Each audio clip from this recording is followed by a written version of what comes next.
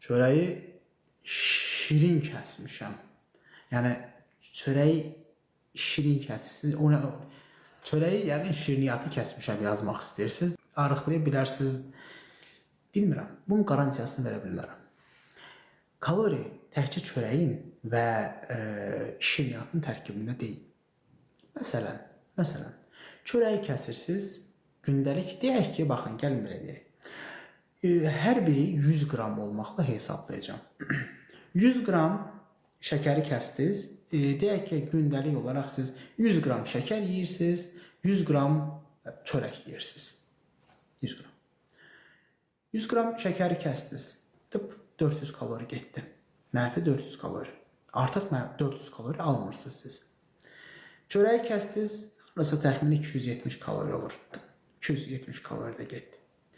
Və bununla belə siz bu ikisini kəsməklə gündəlik təxmini olaraq 400 və 270. 670 kalori defisitdə olur. Almırsınız. Çörək və şirniyyat kəsmişəm. Bunu almırsınız siz. Nə az, nə çox, ancaq bunu. İndi ikisindən istifadə eləmirsiniz axı. Dişdə yanmırsınız. Əl nəsə axtarır da, nəsə yiyilməlidir də, nə çörək yoxdur, heç nə yoxdur, nəsə yemək lazımdır. Ay, stolun üstündə bir qoz var, bir götürün bir dənə qoz atım ağzıma. Bir dənə fındıq, bir dənə də badam. Ay, burada bir dənə kişmiş var, bir dənə də bunu şəkər yemirəm da, nə kişmişdir, kişmiş yiyirəm, kişmiş şəkər deyil ki. Bir dənə buradan bu və 100 qram qoz yeyirsiniz. 100 qram bütün gün ərzində. 100 qram qoz 600 kaloridir. Deməli, çörəyi şirniyyatı atırsınız, gündəlik demək olar ki, 600 kalori qəbul eləmirsiniz.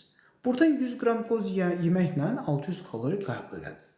Niyə arıqlayasınız? Başa düşürüz, burada nə isə də həyatınızdan çıxardandan sonra arıqlayacağımdan söhbət getmirik.